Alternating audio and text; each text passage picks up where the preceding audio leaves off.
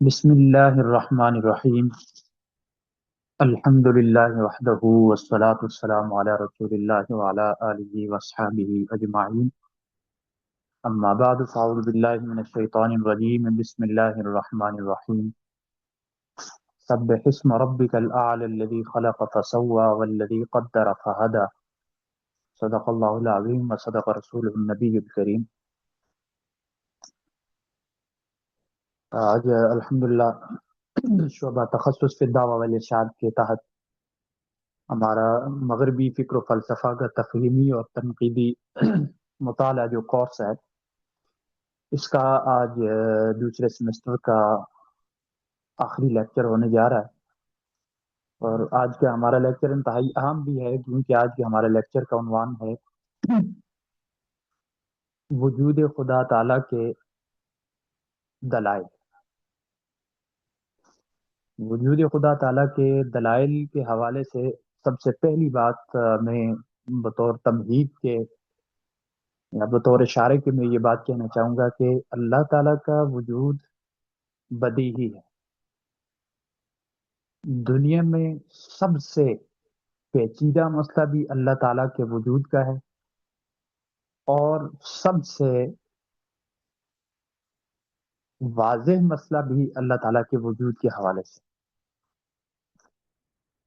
امام راضی رحمۃ اللہ تعالیٰ علیہ کے متعلق آتا ہے، انہوں نے فرمایا، انہوں نے کہا کہ اللہ تعالیٰ کے وجود کو عقلی طور پر ثابت کرنا بھی ناممکن ہے، اور عقلی طور پر اللہ کے وجود کا عدم ثابت کرنا بھی ناممکن ہے۔ یعنی نہ ہم حتمی اور عقلی طور پر حتمی طور پر یہ کہہ سکتے ہیں کہ اللہ موجود ہے، اور نہ ہم عقلی طور پر حتمی طور پر یہ کہہ سکتے ہیں کہ اللہ موجود نہیں۔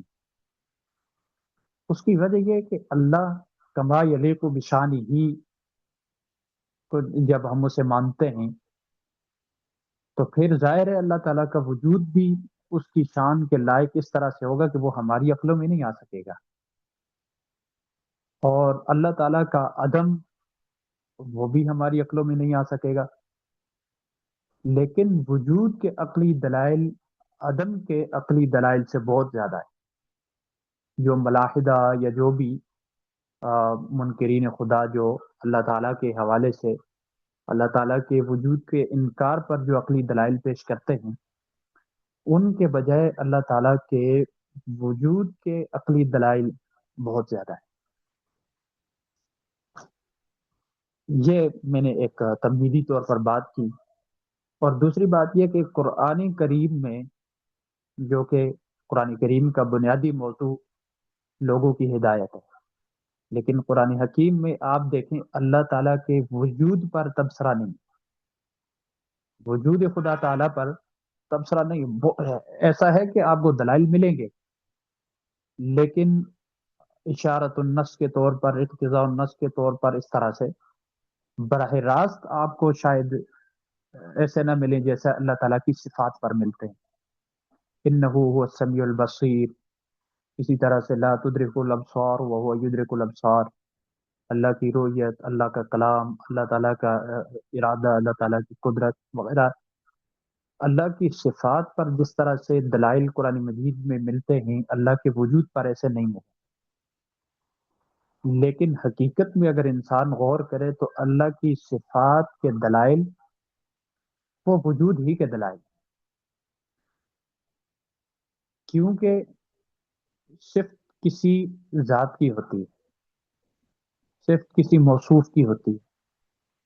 ایسا نہیں ہو سکتا کہ صفت موجود ہو اور پیچھے کوئی موصوف ہی نہ ہو، صفت موجود ہو اور پیچھے کوئی ذات ہی نہ ہو، ایسا نہیں ہو سکتا۔ اگر صفت پائی جاتی ہے تو پیچھے موصوف یا اس کی ذات، پیچھے ذات کا ہونا ضروری ہے۔ لہٰذا اللہ تعالیٰ کی صفات کے اگر دلائل قرآن مجید میں یا آفاق عالم میں عقلی دلائل اگر پائے جاتے ہیں تو وہ دلالت کرتے ہیں اللہ کے وجود پر اور اللہ کی ذات پر۔ پھر آگے توحید کے حوالے سے بھی کئی دلائل ہیں، توحید کی اقسام وغیرہ کے حوالے سے، خیر وہ تو پھر ایک الگ موضوع آ جاتا ہے توحید کے حوالے سے۔ آج ہم جو بات کریں گے بنیادی طور پر ہماری بات ہوگی اللہ تعالیٰ کے وجود کے دلائل کے حوالے سے۔ اللہ تعالیٰ کے وجود پر جو دلائل ہیں، جو علم الکلام میں جو حضرات متکلمین نے پیش کیے ہیں، اسی طرح سے فلاسفہ اسلام نے پیش کیے ہیں، یا پھر اسی طرح سے متکلمین کے رد میں کام کرنے والے حضرات نے جو پیش کیے ہیں، یعنی دوسرے الفاظ میں یوں کہیے کہ جو متکلمین اور فلاسفہ نے جو اللہ تعالیٰ کے وجود پر دلائل پیش کیے ہیں، آج ہم بطور خاص ان کے حوالے سے بات کریں گے، اور قطع نظر اس کے کہ قدیم فلاسفہ نے اس حوالے سے کیا کہا ہے، جیسا کہ علت اور معلول ایک مشہور اس کو دلیل کہہ لیں یا پھر اس بحث کا کہہ لیں، ارسطو کے ہاں یہ ایک بحث رہی ہے علت اور معلول والی، اور اسی طرح سے افلاطون کے ہاں کیا نظریہ پایا جاتا ہے یا دیگر کے ہاں، لیکن ہم جو بات کریں گے دلائل کی، وہ بات کریں گے فلاسفہ اسلام، متکلمین اسلام وغیرہ کے ہاں جو دلائل پائے جاتے ہیں، اور یہ صرف ان کے ہاں نہیں ہے بلکہ انسان، اس میں نے دلائل کو کچھ نام بھی دیے ہیں، دلیل الحدوث والامکان ہے، دلیل السبب والمسبب ہے، دلیل الفطرت ہے، دلیل التسویہ ہے، دلیل الہدایت ہے، دلیل الخلق ہے، دلیل التقدیر ہے، اسی طرح سے دلیل المبدا دلیل المبدا بالمثال ہے وغیرہ۔ ہم سب سے پہلے بات کریں گے دلیل الحدوث والامکان پر۔ دلیل الحدوث والامکان کیا ہے؟ کائنات میں ہر چیز موجود، یہ حادث ہے۔ حادث کا مطلب ہوتا ہے ختم ہونے والی چیز۔ ویسے حادث، قدیم وغیرہ اس کے حوالے سے آپ لوگوں نے تعریفیں وہ پہلے سیمسٹر بلکہ تمہیدی سیمسٹر میں ملاحظہ کر لی تھی۔ ہم ایک عمومی طور پر ان کے حوالے سے بات کرتے ہیں۔ حدوث کا مطلب ہوتا ہے ختم ہونا، کسی چیز میں تغیر کا پیدا ہونا، ختم ہونا پھر، اور حادث کہتے ہیں ختم ہونے والی چیز۔ حادث ہونے کی دلیل کیا ہے؟ مثال کے طور پر ہم کہیں یہ عالم حادث ہے، ساری کائنات حادث ہے، کہ یہ ختم ہونے والی ہے۔ کوئی کہے گا کہ اس پر آپ کے پاس کیا دلیل ہے کہ یہ عالم حادث ہے، یہ چاند، سورج، زمین، مریخ، مشتری وغیرہ وغیرہ وغیرہ یہ حادث ہیں، اس پر آپ کے پاس کیا دلیل ہے؟ تو ہم یہ کہہ سکتے ہیں کہ اس پر ہمارے پاس دلیل یہ ہے کہ کائنات کی ہر چیز متحرک ہے، اور متحرک اور متغیر ہے۔ جو چیز متحرک ہوتی ہے اور متغیر ہوتی ہے، جس میں تبدیلی آتی رہتی ہے، وہ تبدیلی علامت ہوتی ہے اس کے حدوث کی، اس کے ختم ہونے کی علامت ہوتی ہے تبدیلی، تغیر۔ لہذا کائنات میں تبدیلی آتے رہنا، مثلا رات آنا، دن آنا، سورج کا ڈوب جانا، چاند کا آنا، غروب ہو جانا، ستاروں کا ظاہر ہونا، غروب ہو جانا، یہ ساری چیزیں اس کو تغیر کہہ سکتے ہیں، اس کو حرکت بھی کہہ سکتے ہیں۔ لہذا جس چیز میں بھی تغیر ہوتا ہے اس چیز میں حدوث لازمی ہوتا ہے، یعنی تغیر نشانی ہے حدوث کی۔ تو کائنات میں تغیر موجود ہے، اس کا مطلب یہ کہ کائنات کیا ہے؟ حادث ہے۔ پھر یہ بات فی البدیہی طور پر اور عقلی طور پر یہ بات ثابت ہے کہ ہر حادث کے لیے محدث ہوتا ہے۔ کوئی بھی جو چیز حادث ہوگی اس کے لیے محدث ہوگا۔ محدث کا مطلب ہوگا اس کو ختم کرنے والا، اس کو حادث کرنے والا۔ ہر محدث کے لیے، ہر حادث کے لیے محدث کا ہونا ضروری ہے۔ اب ہم یہ بات کریں گے کہ کائنات کا، عالم کا حادث ہونا ثابت ہوا، تو اب بتائیے اس کے لیے محدث کون ہو سکتا ہے؟ اب محدث وہی ہو سکتا ہے جو جس کی اتھارٹی اس کائنات سے زیادہ ہوگی، جس کا کنٹرول پوری کائنات پر ہوگا، اور کائنات جس کے قبضہ قدرت میں ہوگی۔ کائنات جس کے قبضہ قدرت میں ہوگی اور وہ اپنی قدرت کے ساتھ اس کو جس طرح سے تبدیل کرتا ہے تو اس کو ختم بھی کرے گا۔ تو اس سے یہ بات ثابت ہوئی کہ ہر حادث کے لیے محدث ہوتا ہے۔ اگر عالم حادث ہے، کائنات حادث ہے، تو اللہ کی ذات اس کے لیے محدث ہے۔ یہ پہلی دلیل ہے، اس کو کہتے ہیں دلیل الحدوث والامکان، اس کو دلیل امکانی بھی کہتے ہیں، دلیل الحدوث والامکان بھی کہتے ہیں، دلیل الجوہر والعرض بھی کہتے ہیں وغیرہ۔ اس کو دوسرے طریقے سے اگر ہم پیش کریں جوہر اور عرض کے حساب سے، بلکہ اگر ہم دلیل الجوہر والعرض کو الگ سے پیش کریں تو بھی کر سکتے ہیں کہ کائنات میں جو مخلوق ہے یہ دو طرح کی ہے، یا تو یہ بذات خود قائم ہے یا کسی دوسری چیز کے سہارے قائم ہے۔ مثال کے طور پر آپ کے سامنے موبائل پڑا ہوگا، موبائل کا ایک وجود ہے، لیکن موبائل کے اوپر کلر، اگر موبائل بلیک ہے تو بلیک کلر، اگر موبائل وائٹ ہے تو اس کا وائٹ کلر۔ اب اس میں سے موبائل بذات خود موجود ہے تو یہ جوہر ہے، لیکن اس کا جو کلر ہے وہ کیا ہے؟ وہ عرض ہے۔ اب نہ تو جوہر کا بغیر عرض کے تصور کیا جا سکتا ہے، اور نہ ہی عرض کا بغیر جوہر کے تصور کیا جا سکتا ہے۔ جوہر کے لیے عرض لازم ہے، عرض کے لیے جوہر لازم ہے۔ کوئی ایسا موبائل دیکھا ہے آپ نے جس کا کوئی رنگ نہ ہو، کچھ زنگ لگا ہوا ہو، بالکل کسی بھی قسم کا ہو، ظاہر ہے وہ بھی تو ایک رنگ ہی ہوتا ہے، اگر زنگ لگا ہوا اس کو تو زنگ بھی ایک رنگ ہے۔ یعنی کسی بھی چیز کا کائنات میں پایا جانا ممکن ہی نہیں ہے کہ جس کا کلر نہ ہو یا جس کے ساتھ عوارض لازم نہ ہو۔ مطلب لکڑی ہے، جوہر ہے، اس لکڑی میں جو کلر ہے وہ کیا ہے؟ عرض ہے۔ پھر دوسری بات یہ کہ کوئی بھی عرض بغیر جوہر کے اس کا تصور نہیں کیا جا سکتا۔ مثلا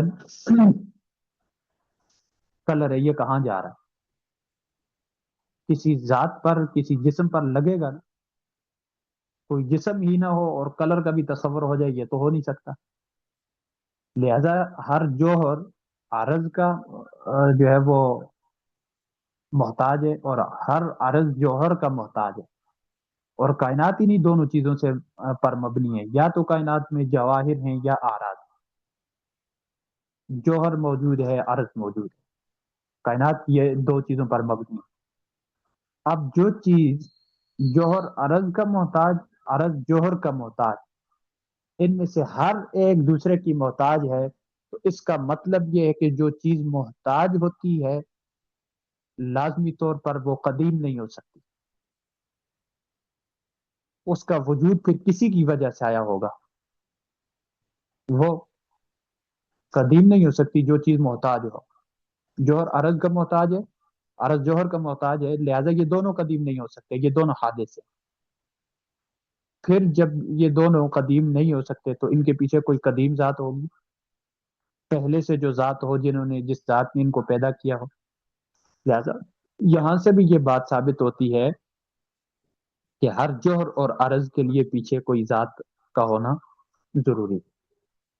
بہرحال اس دلیل کو میں زیادہ نہیں چھیڑتا، کیونکہ میں اس سے زیادہ متفق نہیں ہوں، اس کے حوالے سے میرا اہل علم کلام کے ساتھ اکثر، مطلب جو متکلمین آج کل کے بھی متکلمین ہیں یا جو بھی جوہر اور عرض کے حوالے سے بات کرتے ہیں، تو میرا ان سے اختلاف رہتا ہے جوہر اور عرض کے قضیے میں۔ اس کو میں ایک اتھینٹک دلیل میں نہیں مان سکتا، وہ الگ بات ہے، کیوں نہیں مانتا وہ میرا اپنا مسئلہ ہے، لیکن آپ لوگوں کے لیے ٹھیک ہے۔ تیسری دلیل ہے دلیل السبب والمسبب۔ پہلی میں نے بتا دی دلیل الحدوث والامکان، دوسری دلیل ہے دلیل الجوہر والعرض، تیسری دلیل ہے دلیل السبب والمسبب۔ فلاسفہ کے ہاں سب سے زیادہ انہی تین دلائل کا سے خدمات لی جاتی ہیں۔ بطور خاص امام کندی رحمۃ اللہ علیہ، ابو یعقوب کندی جو فلاسفہ اسلام کے سرخیل ہیں، امام کندی جو ہیں وہ اس دلیل کو بہت زیادہ استعمال کرتے ہیں، دلیل السبب والمسبب کو، اور دلیل الحدوث والامکان اور دلیل الجوہر والعرض کو، ان دونوں کو زیادہ تر متکلمین نے استعمال کیا ہے۔ دلیل السبب والمسبب کیا ہے؟ آپ کائنات میں کوئی بھی چیز دیکھیں، آپ کے سامنے مثلا کتاب پڑی ہوئی ہے، یا آپ کے سامنے رجسٹر پڑا ہوا ہے، یا آپ کے ہاتھ میں قلم ہے، یا آپ کے پاس موبائل پڑا ہوا ہے، کیا یہ خود بخود وجود میں آیا یا اس کو کسی نے بنایا ہے؟ ظاہر ہے کسی نے اس کو بنایا ہوگا، کوئی نہ کوئی اس کا کریٹر ہوگا، کوئی نہ کوئی اس کا صانع ہوگا۔ اب قلم کو کسی نے بنایا، موبائل کو کسی نے بنایا، تو لہذا ہر چیز کے پیچھے کوئی نہ کوئی سبب ہوتا ہے، چیز بغیر سبب کے پائی نہیں جاتی۔ کائنات میں موجود ہر چیز کے پیچھے کوئی نہ کوئی سبب ہے۔ ٹیبل پڑا ہوا ہے، اس کا سبب مستری ہے۔ آپ کے سامنے دیوار کھڑی ہے تو اس کا سبب مستری ہے۔ اور اسی طرح سے آپ کے سامنے اگر کرسی پڑی ہوئی ہے تو اس کا سبب مستری ہے۔ قالین پڑا ہوا ہے تو اس کا بھی سبب پیچھے بنانے والا ہے۔ کائنات میں موجود ہر چیز مسبب ہے اور اس کا بنانے والا کوئی نہ کوئی سبب ہوتا ہے، اس کے وجود کا کوئی نہ کوئی سبب ہوتا ہے۔ لہذا اب بات یہ ہے، جب کائنات میں چھوٹی سے چھوٹی چیز خود بخود وجود میں نہیں آ سکتی، اس کو کوئی نہ کوئی بناتا ہے، تو کیا کائنات ساری کی ساری خود بخود وجود میں آ سکتی ہے؟ لازمی طور پر یہ بات ثابت ہوتی ہے کہ کائنات خود بخود وجود میں نہیں آ سکتی، کائنات مسبب ہے، اس کے پیچھے کسی نہ کسی سبب کا ہونا ضروری ہے۔ لہذا پھر فوراً یہ اعتراض ہوگا کہ وہ جو سبب ہے اس کے پیچھے کیا سبب ہو سکتا ہے؟ ٹھیک ہے، اگر کائنات خود وجود میں نہیں آئی، اس کے پیچھے کوئی سبب ہوگا، تو اس سبب کے پیچھے کیا سبب ہوگا؟ اس کا پھر ہم یہ جواب دیں گے، اس سبب کے پیچھے کوئی اور سبب ہو سکتا ہے، اس کے پیچھے کوئی اور سبب ہو سکتا ہے، اس کے پیچھے کوئی اور سبب ہو سکتا ہے۔ یہ اسباب کا تسلسل لازم آئے گا، اور کسی بھی چیز کا تسلسل عقلی طور پر محال ہے۔ عقل اس بات کو تسلیم ہی نہیں کرتی کہ کوئی چیز تسلسل کے ساتھ چلتی ہی رہے اور اس کا پیچھے وہ ختم ہی نہ ہو۔ لہذا یہ بات آگے ثابت ہو جاتی ہے کہ سبب در سبب در سبب در سبب، آخر میں جا کر ایک سبب اول کو ہمیں ماننا پڑے گا کہ ٹھیک ہے، کوئی چیز 10 اسباب کے بعد یہاں وجود میں آئی۔ مثلا یہ موبائل پڑا ہوا ہے، اس کو کسی مشین نے بنایا ہوگا۔ مشین پڑی ہوئی ہے، اس کو کسی دوسری مشین کے ذریعے بنایا گیا ہوگا۔ دوسری مشین پڑی ہوئی ہے، اس کو لوہے کے ذریعے بنایا گیا ہوگا۔ لوہے نے مشین کو بنایا تو لوہے کو کس سے بنایا ہوگا؟ پیچھے کسی انسان نے بنایا ہوگا۔ 5 6 اسباب کے بعد موبائل ہمارے پاس ہے، تو پھر ہم چلیں گے چلیں گے چلیں گے، کروڑوں اسباب بھی تصور کر لیں، آخر جا کر ان کے پیچھے کسی ایک سبب پر یا تو ہم رکیں گے یا نہیں رکیں گے۔ اگر نہ رکیں، چلتے ہی رہیں، تو اس کو عقل محال سمجھتی ہے اور عقل اس کو تسلیم ہی نہیں کرتی۔ اگر رکیں گے تو وہ سبب اول ہی ہے جس کو ہم خدا کہتے ہیں، وہ سبب اول ہی ہے جس کو ہم خدا کہتے ہیں۔ لہذا یہ بات ثابت ہو گئی کہ ہر مسبب کے لیے سبب کا ہونا ضروری ہے، اور سبب کا یہ تسلسل چل بھی نہیں سکتا، جا کر کسی ایک سبب پر، ایک اتھارٹی والے سبب پر سلسلہ رک جائے گا، اور وہ سبب اللہ کی ذات ہوگی۔ 3 دلائل ہو گئے۔ چوتھی دلیل ہے ہمارے پاس دلیل الفطرت۔ ہر چیز کی فطرت اس بات کی گواہی دیتی ہے کہ اللہ کا وجود، اللہ کی ذات موجود ہے۔ مثلا اس پر میں کچھ مثالیں پیش کرنا چاہوں گا۔ فرعون اور موسیٰ علیہ السلام کا جو مکالمہ ہے، موسیٰ علیہ السلام نے جب اسے دعوت دی تو فرعون نے کیا کہا تھا؟ یا ہامان بن لی صرحا لعلی اطلع الی الہ موسیٰ، اے حامان، میرے لیے آپ کوئی سیڑھی وغیرہ بنا لیں، کوئی مال بنا لیں، میں اس کے اوپر چڑھ کر جھانک کر دیکھوں کہ موسیٰ کا الہ کہاں ہے، یعنی میں موسیٰ کے الہ کو دیکھنا چاہتا ہوں۔ اب فرعون تو قطعی طور پر اللہ کے وجود کا منکر تھا، لیکن اس کے دل و دماغ میں یا یہ کس نے بات ڈالی کہ اللہ اوپر آپ اوپر ہو کر اللہ کو دیکھیں؟ وہ کوئی اور بات بھی تو کہہ سکتا تھا، اس نے یہ کیسے کہہ دیا کہ میں اوپر سے جھانک کر اللہ کو دیکھوں؟ اب یہ اس کی فطرت نے گواہی دی کہ اوپر اللہ موجود ہے، اور پھر یہ بات الگ ہے کہ اللہ تو ہر جگہ میں موجود ہے، صرف اوپر کا ہم کیوں کہتے ہیں؟ تو پھر اس کا ہم جواب دیتے ہیں کہ یہ اس کی علو اور اس کی عظمت کو ثابت کرنے کے لیے عموماً اوپر کا تصور کیا جاتا ہے، ورنہ وہ موجود ہر جگہ میں ہے۔ تو یعنی فرعون کی فطرت نے اس بات کی گواہی دی کہ اوپر کوئی ذات موجود ہے، اور اسی کی طرف اس کی زبان سے یہ بات نکلی کہ کوئی سیڑھی لگاؤ، میں اوپر سے ہو کر خدا کو دیکھنا چاہتا ہوں۔ پھر آپ دیکھیں انسان کو جب بھی کوئی چوٹ پہنچتی ہے، فطرتاً وہ اس کے ریئیکشن کے طور پر دو چیزیں سامنے آتی ہیں۔ مثلا کسی کو ٹھوکر لگی، اس کو چوٹ لگی، ایک تو فطرتی طور پر اس کے دل میں ڈر پیدا ہوتا ہے کہ یار مجھے چوٹ لگ گئی، شکر اس سے بڑی چوٹ نہیں لگی، یا اس سے وہ بڑی چوٹ سے ڈرتا ہے۔ اور سب سے بڑی چوٹ کون سی ہو سکتی ہے؟ عذاب، قیامت کا عذاب، یا دنیا میں کوئی بھی عذاب سب سے ایک بڑی چوٹ ہو سکتی ہے۔ یعنی انسان فطرتی طور پر کوئی چوٹ کھا کر بڑی چوٹ سے ڈرتا ہے، تو اس بڑی چوٹ کیا وہ خود بخود آتی ہے، یا یوں کہی ہے کہ وہ بڑی چوٹ سے جو ڈرتا ہے، اس کا مطلب یہ ہے کہ وہ خدا کے سامنے جواب دہ ہونے سے ڈر رہا ہے، کیونکہ بڑی چوٹ کا تعلق عذاب سے ہے، اور عذاب خود نہیں آتا، وہ اللہ کی وجہ سے اللہ اس کو بھیجے گا۔ ایک بات تو یہ اس کے سامنے ریئیکشن کے طور پر اس سے واضح ہو جاتی ہے۔ دوسری چیز جو اس کے ریئیکشن کے طور پر سامنے آتی ہے وہ یہ آتی ہے کہ ملحد سے بھی ملحد درجے کا انسان ہو یا کچھ بھی ہو، جب اس کو کوئی چوٹ وغیرہ لگ جائے، فطرتی طور پر وہ کسی ذات کی طرف متوجہ ہو جاتا ہے، اس کا رونے کو دل چاہتا ہے، یا اپنا درد محسوس ہوتا ہے تو وہ اس کی آہ نکلتی ہے اور کسی ذات کی طرف جاتی ہے۔ وہ مانے نہ مانے وہ بات الگ ہے، بے شک نہ مانتا ہو، لیکن فطرتی طور پر وہ متوجہ ہو جاتا ہے، اس کی آہ کسی ذات کی طرف جاتی ہے۔ اب یہ اس کی فطرت اس بات کی گواہی دیتی ہے کہ کوئی ذات موجود ہے، اور اس کی فطرت فوراً اسی کو پکارتی ہے۔ فطرت پر بے شمار دلائل ہیں، بے شمار دلائل۔ فطرت صرف فطرت تک بھی نہیں، بلکہ یہ جو جینیات ہوتے ہیں جس کو ڈی این اے کہتے ہیں، انگلش میں ڈی این اے، اس پر ایک ماہر ہیں ڈی این اے کے، یا یوں کہیے کہ علم الجینیات کے ماہر ہیں، گزرے ایک ڈاکٹر عامر دین نام گزرا ہے، انگلش میں شاید اس کو ہیمر ڈین کہتے ہیں، ہیمر ڈین۔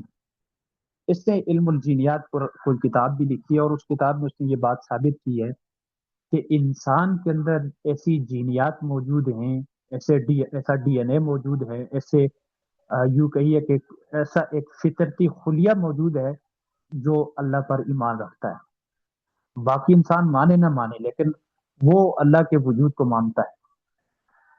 تو یہ دلیل الفطرت ہے کہ انسان کی فطرت اس بات کی گواہی ہے، مجبوراً وہ اس بات کی گواہی دیتی ہے کہ کوئی ذات موجود ہے۔ اس کے بعد ہم بات کریں گے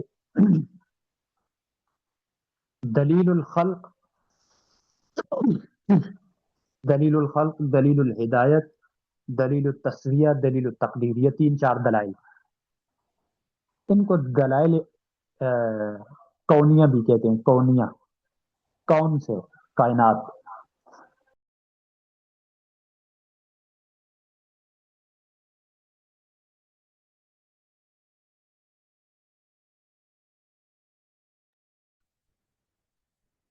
کائنات میں چار ایسے دلائل موجود ہیں جو اس بات کی گواہی دیتے ہیں کہ اللہ کی ذات موجود ہے۔ ان میں سے ایک ہے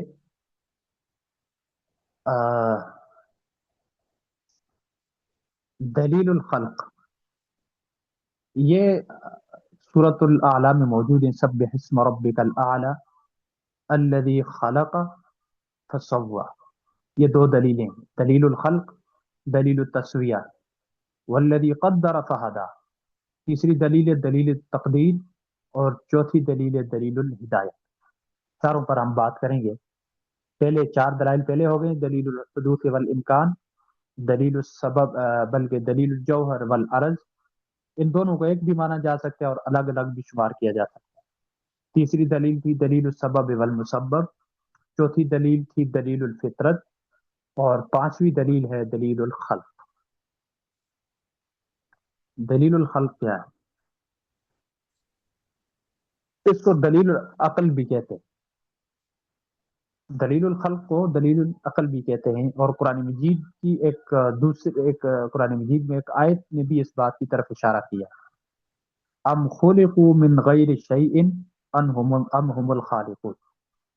یہ کیا ہے؟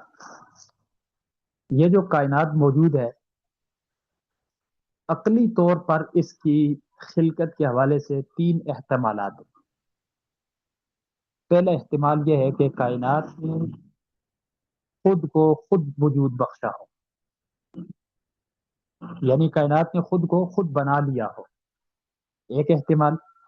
دوسرا احتمال یہ ہے کہ کائنات ہمیشہ سے موجود ہو. اس کو عربی میں کہتے ہیں صدفہ، صدفتن. مطلب صدفہ کا مطلب یہ ہوتا ہے کہ جسے ہم اردو میں کہہ سکتے ہیں کہ ہے ہی ہے. یہ ہے یہ احتمال ہے. اس کو عربی میں صدفہ کہتے ہیں. مطلب کیا ہوا کہ کائنات موجود ہو، شروع سے موجود ہو. تیسرا احتمال ہے کہ کائنات خود وجود میں نہ آئی ہو بلکہ اس کو کسی نے بنایا ہو.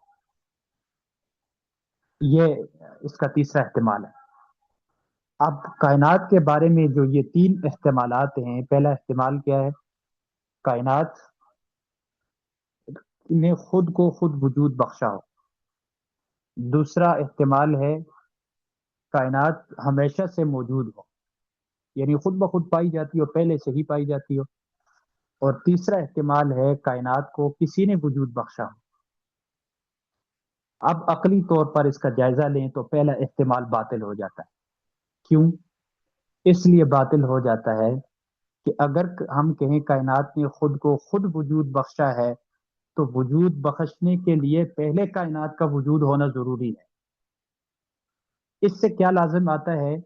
ایک چیز کے وجود سے پہلے وجود کا ہونا لازم آتا ہے، اور یہ عقلی طور پر محال ہے. عقلی طور پر یہ ممکن نہیں ہے کہ ایک چیز خود کو وجود بخشنے کے لیے پہلے خود موجود ہو. یہ تو عقل میں ہی آنے والی بات نہیں ہے. دوسرا احتمال بھی باطل ہے، اور وہ کیا تھا؟ کہ کائنات ہمیشہ سے موجود ہو. کیوں یہ احتمال باطل کیوں ہے؟ کیونکہ دلیل الحدوث والامکان، دلیل السبب والمسبب، دلیل الجوہر والعرض، دلیل الفطرت، ان ساروں نے یہ بتا دیا کہ کائنات خود بخود ہمیشہ سے موجود ہو ہی نہیں سکتی.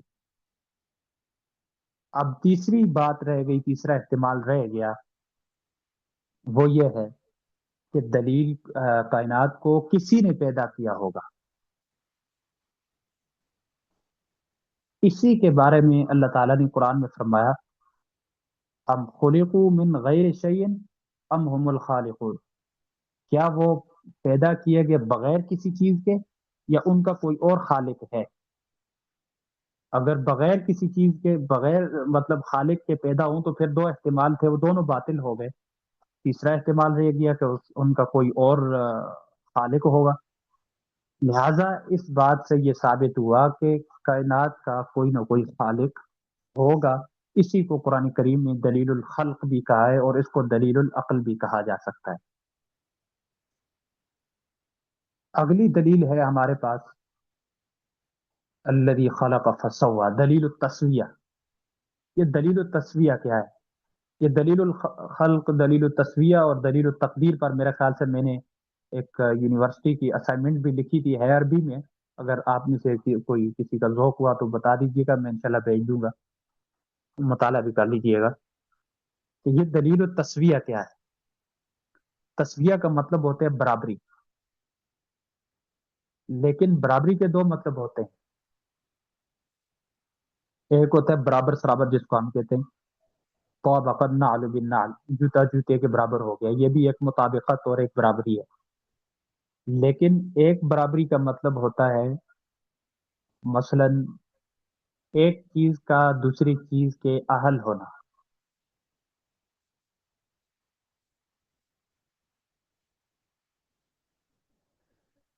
اس کو کیا کہتے ہیں؟ برابری۔ اس کی میں آپ کو مثال دیتا ہوں۔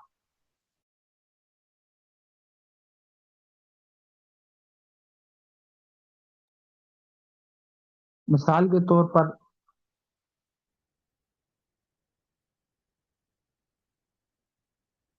اس میں ذرا آسان مثال لانا چاہتا ہوں۔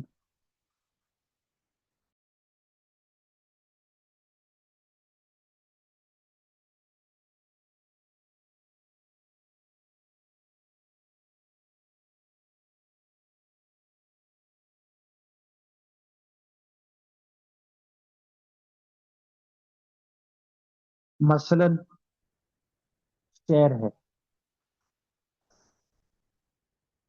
اب شعر کا کام کیا ہے؟ حملہ کرنا، کسی چیز کو شکار کرنا۔ اب شکار یہ شعر کا وظیفہ ہے، اس کے لیے اس کو اسی حساب سے طاقت دینا، یہ برابری ہے۔ یعنی اس کا جو وظیفہ تھا، جو اس کا کام تھا، جس لیول کا، اس کو اسی لیول کی طاقت دے دی۔ اب چڑیا ہے، ایک چڑیا کا کام ہے اڑنا، اڑ کر اپنی جگہ تلاش کرنا، ہواؤں میں اڑنا، یہ کرنا وہ کرنا، اس کو اسی کے حساب سے پر بھی مل گئے، اسی کے حساب سے جسم بھی مل گیا، یہ ہے برابری۔ اب انسان کا کام کیا ہے؟ اللہ تعالیٰ نے انسان کو نائب بنایا ہے کائنات میں اپنا، تو انسان کا کام کائنات میں تصرف کرنا، غور و فکر کرنا، اللہ تعالیٰ کی عبادت کرنا۔ تو انسان کو اللہ تعالیٰ نے اعضاء اس طرح کے دے دیے کہ انسان یہ کام کرنے کے لیے جھک سکتا ہے، کھڑا ہو سکتا ہے، بیٹھ سکتا ہے، ہر طرف مڑ سکتا ہے۔ حالانکہ بیل بھی ہے، بیل کو کبھی دو ٹانگوں پہ کھڑا ہوا دیکھا ہے؟ کیا کیا پتا آپ نے دیکھا بھی ہو؟ لیکن انسان کے جس طرح کے وظائف تھے، انسان کو جس طرح سے کام سپرد کیا گیا تھا، تو وہ اس حساب سے کھڑا بھی ہو سکتا ہے، بیٹھ بھی سکتا ہے۔ پھر انسان کو کا وظیفہ عبادت ہے، تو عبادت کے لیے وہ پانی لانا، وضو کرنا، وہ غسل کرنا، اور پانی کو استعمال کرنا، کھانا، اپنے آپ کو زندہ رکھنا۔ اگر بیل کو عبادت کا حکم ہوتا تو کیا بیل وضو کر سکتا تھا؟ نہیں۔ ہاں، عبادت کا حکم ہمیں ہے، تو عبادت کے لیے جس طرح سے ہمیں لوازمات چاہیے، ہمارا جسم اسی کے حساب سے پیدا کیا گیا ہے۔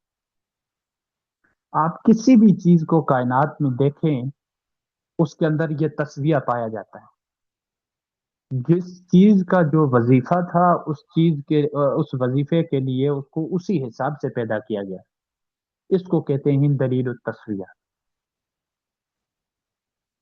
اگلی دلیل ہے دلیل التقدیر۔ اچھا ہاں، معذرت، یہ میں نے ابھی پوری بات پوری ہی نہیں کی۔ دلیل التسویہ سے اللہ کا وجود اس طرح سے ثابت ہوتا ہے، کیا یہ اتفاق ہو سکتا ہے کہ جس چیز کا جو وظیفہ تھا، اس کے لیے اس کو اسی طرح کا جسم مل گیا، اس کو اسی طرح کی عقل مل گئی، اس کو اسی طرح کا شعور مل گیا، اس کو اسی طرح کی شجاعت اور بہادری مل گئی، اس کو اسی طرح کی ہیبت مل گئی؟ یہ اتفاق تو نہیں ہو سکتا، کیونکہ اتفاقاً جو چیز ہو وہ اکثر بگڑی ہوئی ہوتی ہے، بلکہ اس پر میں بعد میں بات کروں گا۔ لیکن یہ اتفاق نہیں ہو سکتا۔ ظاہر ہے یہ اس طرح سے ہر چیز کے مطابق انسان کو بھی، اسی طرح سے حیوانات کو بھی، جو ان کے وظائف ہیں ان کے مطابق اس کی پیدائش کرنا، یہ کسی خالق عظیم کا کام ہو سکتا ہے۔ تو یہ دلیل التسویہ اس بات کی دلیل ہے، اور اس بات کی گواہی دیتی ہے کہ ہر چیز کی پیدائش کے لیے اور اس کو تسویہ کے طور پر اس کو پیدا کرنے کے پیچھے کسی بڑی ذات کا ہاتھ ہو سکتا ہے۔ اگلی دلیل ہے ہمارے پاس دلیل التقدیر۔ یہ تقدیر وہ والی تقدیر نہیں جو ہم تقدیر کہتے ہیں، بلکہ اس تقدیر سے مراد ہے اندازہ، یعنی اندازے سے ہر چیز کو اللہ نے پیدا کیا ہے۔ انا خلقناہ کل شیء بقدر۔ ہم نے ہر چیز کو اندازے کے ساتھ پیدا کیا، بغیر اندازے کے کچھ بھی نہیں ہے۔ مثال کے طور پر انسان کو سورج کتنی گرمائش کی ضرورت تھی، یا درختوں کے پھل سورج کی کتنی گرمائش سے پک سکتے ہیں، زمین میں فصل کتنی برسات سے بہتر طریقے سے اگ سکتے ہیں۔ جتنی سورج کی تپش کی، سورج کی شعاؤں کی ضرورت تھی، اللہ تعالیٰ نے اس کو زمین سے اتنا ہی دور رکھا، جت اتنا دور رکھا کہ انسان اس میں جلس بھی نہ جائے، اور یہ پھل باغات نباتات وغیرہ یہ چیزیں سڑ گل بھی نہ جائیں، بلکہ اس اندازے کے ساتھ رکھا کہ ہم اس سے لطف اندوز بھی ہو سکیں اور وہ ہمیں نقصان بھی نہ دے۔ پھر بادل دیکھیں، کس جگہ میں کتنے بادل درکار ہوتے ہیں۔ اب شہروں کی بنسبت پہاڑی علاقوں میں اور زیادہ بادلوں کی ضرورت ہوتی ہے، اس لیے کہ وہاں مٹی زیادہ ہوتی ہے اور اس کے وہ زرخیز کرنے کے لیے بادلوں کی بھی زیادہ ضرورت ہوتی ہے۔ تو آپ نے دیکھا کہ پہاڑوں پر اکثر بارشیں ہوتی ہیں اور شہروں میں ذرا کم ہوتی ہیں، یا بہت ٹائم بعد ہوتی ہیں۔ یہ اندازہ ہے۔ آپ دنیا میں کوئی بھی چیز دیکھیں بغیر اندازے کے نہیں ہے۔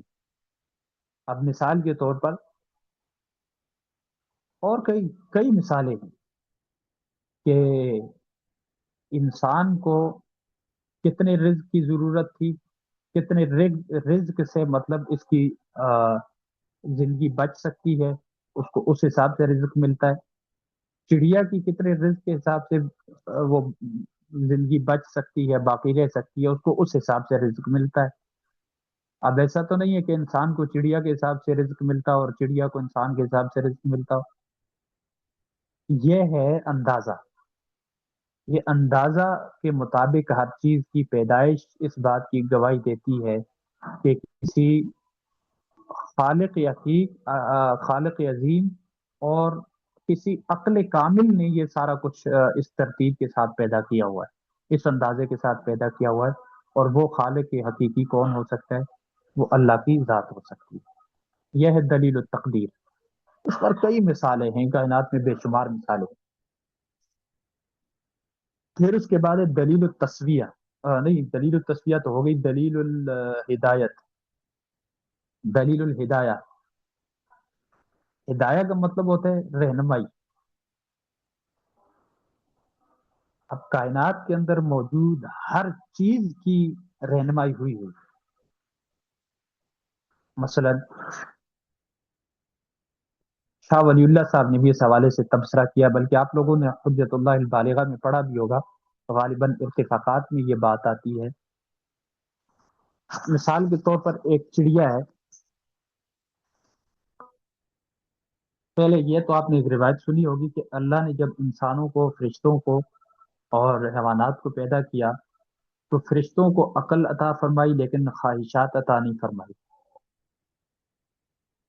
جانوروں کو خواہش عطا کی ہے، عقل عطا نہیں کی، لیکن انسان کو اللہ نے خواہش بھی دی، عقل بھی دی، اور اسی وجہ سے اس کو فضیلت دی گئی کہ یہ خواہش کے باوجود اپنی عقل کو درست سمت پر استعمال کرے اور اللہ تعالیٰ کا ہو کر رہے، تو پھر ظاہر ہے اس کو جو ہے وہ فضیلت ملتی ہے۔ اب دیکھیں، جانوروں میں عقل نہیں ہے، لیکن آپ نے دیکھا بعض جانور کتنی زیادہ عقل مند لگتے ہیں ہمیں۔ کیوں؟ ایک چڑیا ہے، آپ چڑیا کی مثال لے لیں، اسے پتا ہے تو وہ اسے اٹھنا ہے، اٹھ کر اسے دانہ تلاش کرنا ہے، اپنے بچوں کا پیٹ سیر کرنا ہے، یا اس کو کوئی بھیڑ بکریوں سے اون چن کر لانی ہے، بال چن کر لانے ہیں، کوئی سوکھی ہوئی گھاس چن کر لانی ہے، اس سے اپنا گھر بنانا ہے، اور اس کو بارش سے کیسے بچانا ہے، اسی طرح سے کہاں اس کو رہنا چاہیے۔ باقی چیزوں کو آپ دیکھ لیں، آپ یہ بیڑیوں کا آپ نظم و ضبط دیکھیں، جو بیڑیا ہوتا ہے ان کے ہاں جسے ہم کہتے ہیں نا لیڈرشپ کی ان کے یہاں بہت بڑی مثال ہے، اور ان میں پھر جو اتحاد ہے، اتفاق ہوتا ہے۔ جانوروں میں یہ سب چیزیں کہاں سے آئی؟ عقل تو ان میں ہے نہیں ہے۔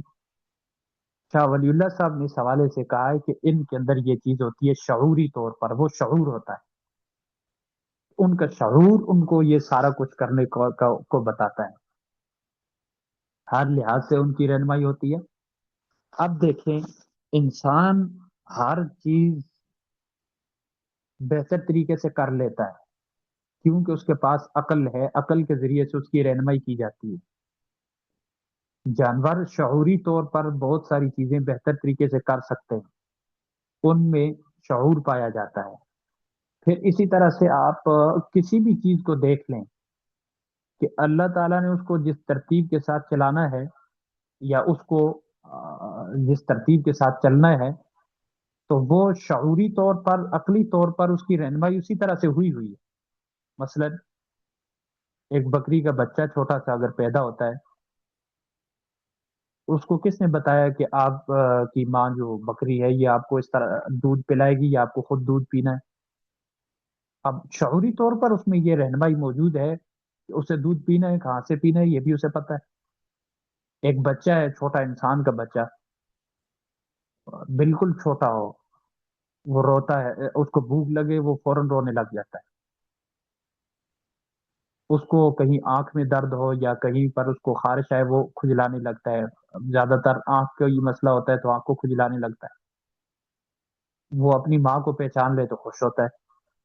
اب اس میں فی الحال عقل تو نہیں ہے، اب یہ اس میں شعور ہے، یعنی ہر چیز کی میں ایک رہنمائی موجود ہے۔ تو جب ہر چیز میں رہنمائی موجود ہے تو یہ کہاں سے آتی ہے؟ یہ شعور ہر چیز میں پیدا کرنا یا ہر چیز انسانوں میں عقل کا لانا، یہ کہاں سے آتا ہے؟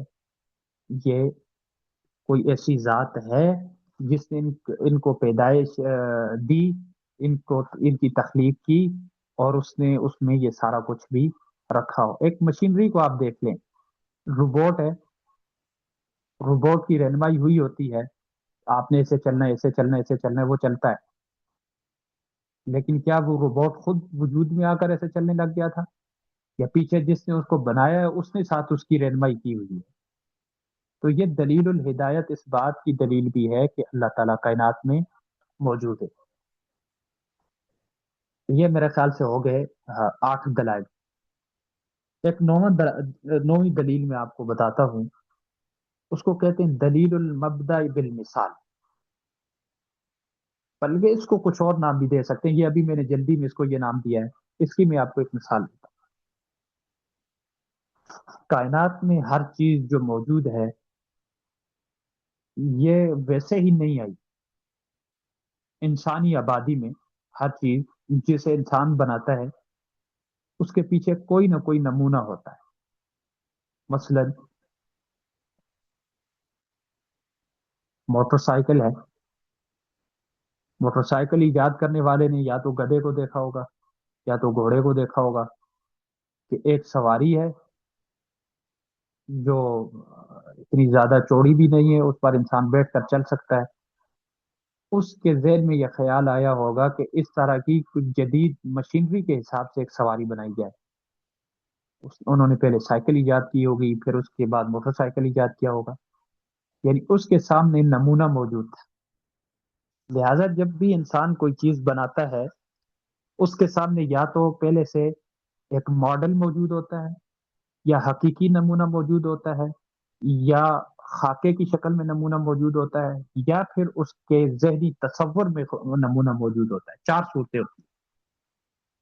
حقیقی نمونہ، مثال کے طور پر موٹر سائیکل کو بنایا ہو تو شاید سائیکل کو دیکھ کر بنایا ہو، سائیکل کو بنایا ہو تو شاید گھوڑے کو دیکھ کر بنایا ہو یا گدھے کو دیکھ کر بنایا ہو۔ یہ سامنے ایک حقیقی نمونہ ہے۔ اور ایک ماڈل ہو سکتا ہے۔ ماڈل کس طرح کا؟ جیسے آپ لوگوں نے اکثر دیکھا یہ جو بڑی بڑی سوسائٹیاں بنتی ہیں یا جو بڑے خوبصورت مساجد بنتی ہیں، تو ان کی پہلے تھرمامیٹر کے ساتھ ان کا ایک ماڈل بنا کر سامنے رکھا جاتا ہے۔ پھر اس یہاں آپ لوگوں نے عید میلاد النبی کے موقع پر دیکھا ہوگا جس طرح سے کعبۃ اللہ اور مسجد نبوی کے ماڈلز بنائے جاتے ہیں۔ تو اس طرح کا ماڈل ہوتا ہے، پہلے ماڈل بنایا جاتا ہے اور اس کو دیکھ دیکھ کر پھر وہ چیز وجود میں لائی جاتی ہے، بنایا جاتا ہے اس کو۔ یا پھر خاکہ ہوتا ہے، جیسے انجینئر کام کرتا ہے، کسی کا مکان بنانا ہو یا کوئی سڑک وغیرہ کا کام ہو تو پہلے وہ صفحات پر ایک خاکہ بناتا ہے، یہ خاکہ اس شکل میں بھی ہو سکتا ہے۔ چوتھی صورت یہ ہے کہ وہ کہیں بھی کوئی بھی چیز موجود نہ ہو، لیکن انسان کوئی بھی چیز بنانے لگتا ہے جب تو اس کے ذہن میں تصور موجود ہوتا ہے، تصوراتی خاکہ موجود ہوتا ہے. اب مثال کے طور پر میں کوئی چیز بنانے لگ جاؤں، میرے ذہن میں کوئی بات بھی نہ ہو، بس بنا رہا ہوں بنا رہا ہوں بنا رہا ہوں، تو کیا یہ اتفاق ہو سکتا ہے کہ وہ اتنی بہترین مشینری بن کر تیار ہو جائے؟ نہیں. بلکہ انسان کے ذہن میں خاکہ موجود ہوتا ہے، تصوراتی خاکہ ہوتا ہے، اور وہ اس کے مطابق چیز کو کریٹ کر رہا ہوتا ہے، اس کو بنا رہا ہوتا ہے. اب آتے ہیں کائنات کی طرف کہ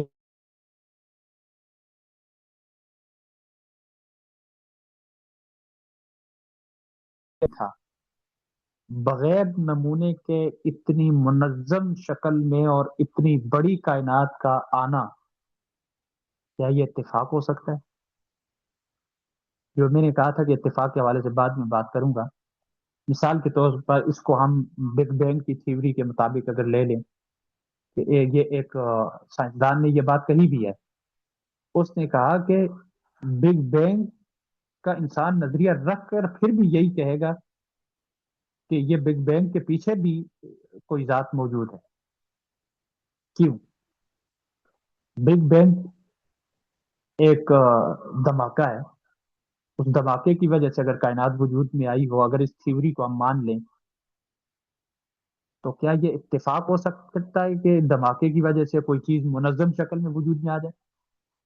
آپ نے کبھی بم دھماکہ دیکھا ہوگا، یا کوئی بھی ایک گولہ آپ پھینک کر دیکھیں،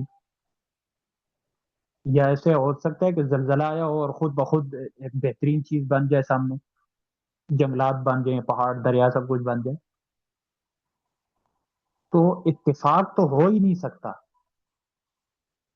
لہذا یہ بات ماننا پڑے گی کہ کیا پیچھے نمونہ ہے یا نہیں. کائنات کے بنانے سے پہلے کائنات کا نمونہ تھا یا نہیں تھا؟ اگر کائنات کا نمونہ نہیں تھا تو بغیر نمونے کے اتنی منظم شکل میں کائنات کون بنا سکتا ہے؟ بغیر نمونے کے انسان کی طاقت سے باہر ہے. انسان تو کائنات کی انتہائی چھوٹی سے چھوٹی چیز بڑی مشکل سے اس کا نمونہ بنا کر بناتا ہے، تو بغیر نمونے کے تو وہ ایک یوں سمجھے کہ ایک بلب نہیں بنا سکتا، اس کے ذہن میں یا کہیں بھی خاکہ موجود ہوتا ہے. لہذا یہ چاروں صورتوں کا خاکہ کائنات سے پہلے موجود تھا یا نہیں تھا؟ اگر نہیں تھا تو کیا یہ اتفاق ہے کہ بغیر نمونے کے کوئی اتنی بہترین شکل میں کائنات آ گئی ہو؟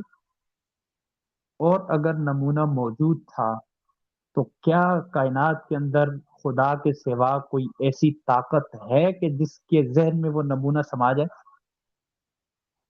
اس پوری کائنات کا نمونہ کسی ذہن میں آ سکتا ہے؟ انسانی ذہن میں نہیں آ سکتا. لہذا اگر بغیر نمونے کے بنایا تب بھی انسان سے اوپر کی کوئی اتھارٹی ہے، اور اگر نمونہ پہلے تھا اور اس مطلب ذہن میں نمونہ ہو، ماڈل میں تو ہو نہیں سکتا. ماڈل میں ہو تو پھر تو ہم کہیں گے وہ دوسری جو ماڈل ہے وہ کہاں ہے. حقیقی نمونہ بھی نہیں ہو سکتا، کیونکہ ہم پوچھیں گے کہ کائنات کے اگر حقیقی نمونے تو وہ کہاں ہے. خاکے میں بھی نہیں ہو سکتا کہ کائنات کا خاکہ بنانے کے لیے بھی کیا پتہ پوری زمین آسمان جتنا صفحہ چاہیے ہو وہ کہاں ہے. لہذا ایک ہی صورت رہتی ہے کہ ممکن ہے کہ کسی ذہن میں خاکہ ہو. تو جس ذہن میں خاکہ ہوگا، کہ وہ ذہن انسانی ذہن ہو سکتا ہے؟ نہیں. وہ ذہن اس لیول کا ہوگا جس میں ساری کائنات کا خاکہ سما سکے، تو وہ کون ہو سکتا ہے؟ وہ اللہ کی ذات ہو سکتی ہے، اور اللہ کا ذہن ہو سکتا ہے، اور یہ ذہن بھی کما یلیق و بشان ہی ہوگا. دونوں صورتوں میں اللہ کا وجود ثابت ہوتا ہے. اگر نمونہ نہیں ہے، بغیر نمونے کے اتنی منظم شکل میں کائنات کا پیدا کرنا، جیسا کہ اللہ تعالیٰ نے قرآن کریم میں بھی اس طرف اشارہ کیا ہے، الحمد للہ الذی خلق الحمد للہ الذی فاطر السماوات والارض. فاطر کا مطلب ہوتا ہے بغیر نمونے کے پیدا کرنے والا. تو بغیر نمونے کے اتنی منظم شکل میں کائنات کو پیدا کیا. یا اگر نمونہ تھا تو تینوں صورتیں تینوں جو احتمالات ہیں وہ باطل ہیں. کہ پہلے ماڈل میں بھی نہیں ہو سکتا، پہلے حقیقی نمونے میں بھی نہیں ہو سکتا، پہلے خاکے کی شکل میں بھی نہیں ہو سکتا. ایک ہی صورت باقی رہ سکتی ہے کہ وہ ذہنی تصوراتی خاکہ ہو. تو وہ ذہن پھر اس لیول کا ذہن ہونا اور ضروری ہے، اور وہ اللہ کے سوا کسی اور کا نہیں ہو سکتا۔ یہ ہے دلیل۔ اس کو میں نے مبدأ بالمثال کہا ہوا تھا، اس کو کچھ اور نام بھی دے سکتے ہیں، یہ اصل میں دلیل میری اپنی ہے۔ یہ ایک الحاد سے متاثر ایک شخص تھا، اس سے میری گفتگو ہوئی تھی، تو اسے میں نے یہ دلیل دی تھی۔ اس کے بعد اس کو میں نے 2 4 مرتبہ کئی جگہوں پر دہرایا، تو ابھی یہ ایک اچھی شکل میں سامنے آ گئی۔ میرے خیال سے یہ 9 دلائل ہو گئے، ایک 10ویں دلیل اور پیش کرتے ہیں، باقی چھوڑیں گے، تقریباً میرے خیال سے 10 کافی رہے۔ اللہ کی ذات، اس کو ہم عقلی طور پر ثابت کرنا چاہتے ہیں۔ جب ہم اس کے لیے لفظ خدا بولتے ہیں، اس کو ہم ذہن کا کریٹر مانتے ہیں۔ اگر نہیں مانتے، پہلی بات تو یہ کہ ذہن کا کریٹر ہی نہ مانتے، تو پھر ہم یہ کہیں گے کہ انسانی ذہن کو کس نے بنایا؟ یا دوسرے الفاظ میں یوں کہیں کہ اگر کوئی یہ کہتا ہے کہ اچھا آپ اللہ تعالیٰ کو عقلی طور پر ثابت کر کے دیں، ہم اس سے یہ کہیں گے کہ اللہ کو اللہ تبھی مانا جا سکے گا جب وہ عقل ہی میں نہ آئے۔ عقل ہی میں نہیں آئے گا تو تبھی تو ہم کہیں گے کہ خدا ہے، اور وہ اس طرح کی ذات ہے اور اس لیول کی ذات ہے۔ اگر وہ عقل میں آئے تو پھر تو یہ بات لازم آتی ہے کہ عقل کا کریٹر عقل میں سما گیا۔ ہم اس کو عقل کا کریٹر مانتے ہیں، اس لیے اس کو عقلی بنیادوں پر ثابت کرنا کوئی آسان بات نہیں ہے، اس کو سمجھنا عقلی بنیادوں پر آسان نہیں ہے۔ امام راضی نے اسی بات کی طرف اشارہ کیا ہے، انہوں نے کیا کہا کہ عقلی دلائل کے ساتھ نہ تو اللہ کا وجود ثابت ہوتا ہے، نہ اللہ کا عدم ثابت ہوتا ہے۔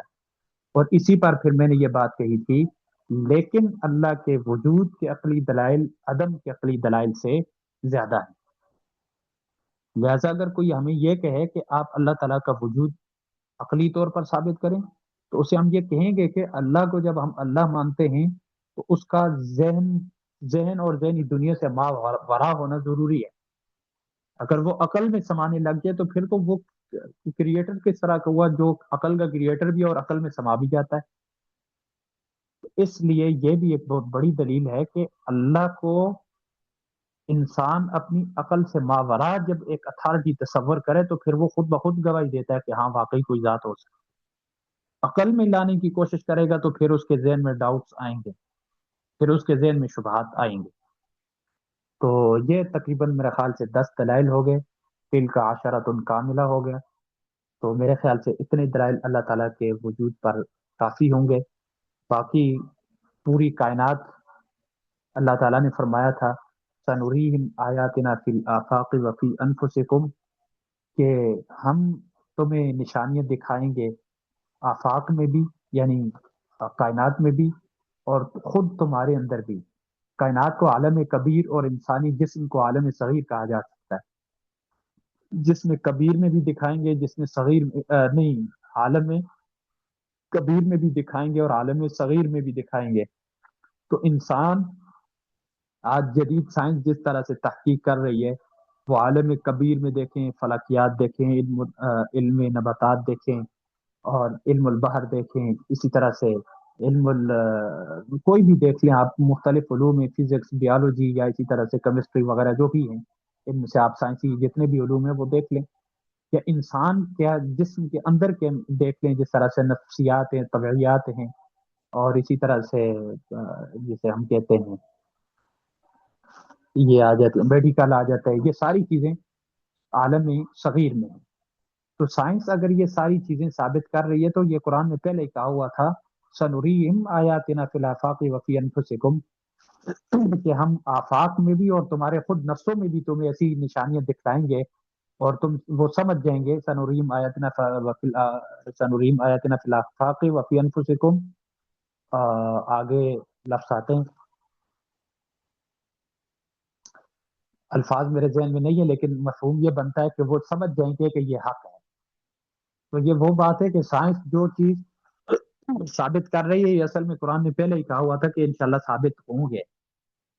تو اس لیے ان دلائل پر غور کر کے اللہ تعالیٰ ہمیں اپنے اللہ تعالیٰ کے وجود پر ایمان لانا، اور جو اللہ تعالیٰ کے وجود کو نہیں مانتے ان کو بھی اللہ تعالیٰ کے وجود کو ماننے کی توفیق عطا فرمائے اور ایمان لانے کی توفیق عطا فرمائے۔ آج کا یہ ہمارا آخری لیکچر تھا، اور شاید یہ ہمارا اس سال کا آخری لیکچر ہو۔ یہاں سے آگے میں مغربی فقہ و فلسفہ کے حوالے سے اس کورس کو مزید آگے نہیں بڑھاؤں گا۔ پہلے میں نے بہت زیادہ اس کی کھینچا تانی کی ہے، بہت اس میں کو میں نے یوں سمجھیے کہ اس کو سکیڑا ہے، میں نے کم کیا ہے۔ حالانکہ فلسفہ بہت بڑی چیز ہے، بہت بڑی چیز ہے۔ اس کو سمجھنا، اس کو بیان کرنا، پھر اس لیول پر بیان کرنا کہ ہر کسی کو سمجھ آ جائے، تو یہ ایک مشکل ترین کام تھا۔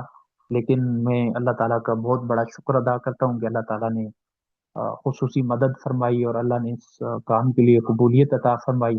اللہ تعالیٰ آگے بھی قبولیت عطا فرمائے، اس پر استقامت عطا فرمائے۔ اور اگر اس میں کوئی کمی کوتاہی ہوئی، میں یقیناً آپ لوگوں کا حق ادا نہیں کر سکا ہوں گا۔ جو کمی کوتاہی ہے وہ سب میری طرف سے ہے۔ اور اگر کوئی آپ کو نئی چیز سیکھنے کو ملی ہے، اور اگر آپ کو کوئی نیا علم ملا ہے، نئی معلومات ملی ہیں، فلسفہ کو جاننے کی کوشش ہوئی ہے، کچھ چیزیں آپ کو مزید اگر ملی ہیں، تو وہ میری طرف سے نہیں ہے، وہ اللہ کی طرف سے، وہ اسی کی طرف لوٹتی ہیں، وہ اسی کا کمال ہے، اس میں ہمارا کوئی کمال نہیں ہے۔ وہ سب کچھ اللہ ہی کی طرف سے تھا، ہماری طرف سے کچھ بھی نہیں تھا۔ جو کمیاں ہیں تو وہ ہماری طرف سے، اور ان کمیوں پر ہم آپ سب سے معذرت خواہ ہیں۔ اور آپ کا آج کے لیکچر کے حوالے سے کسی کا کوئی سوال ہو تو سوال کیا جا سکتا ہے، اگر سوال نہیں ہے تو پھر ہم اپنے لیکچر کو ختم کرتے ہیں۔ جی، آپ میں سے کسی کا کوئی سوال ہے؟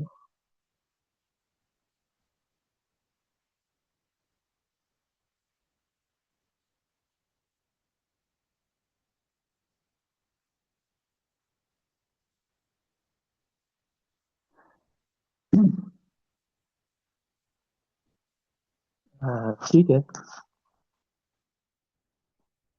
اگر کسی کا کوئی سوال بعد میں ہوا گروپ میں پوچھنا چاہتی ہوں تو پوچھ لیجیے گا۔ ٹھیک ہے، انشاءاللہ پھر آگے جو بھی ترتیب ہوئی میں ساتھ ساتھ بتاتا چلوں گا۔ آگے پیپروں کی کیا ترتیب ہے، اسائنمنٹس وغیرہ کی کیا ترتیب ہے، وہ میں انشاءاللہ ساتھ ساتھ آپ لوگوں کو بتاتا چلوں گا۔ سبحانک اللہم و بحمدک، نشہد ان لا الہ الا انت، نستغفرک و نتوب الیک۔ ایک بار پھر میں اگر آپ لوگوں کا وقت ضائع کیا ہو یا کمی رہ گئی ہو تو اس پر معذرت چاہتا ہوں آپ سب سے، اور اللہ تعالیٰ سے دعا گو ہوں کہ اللہ تعالیٰ آپ سب کو کامیابی عطا فرمائے۔ وآخر دعوانا الحمد للہ رب العالمین۔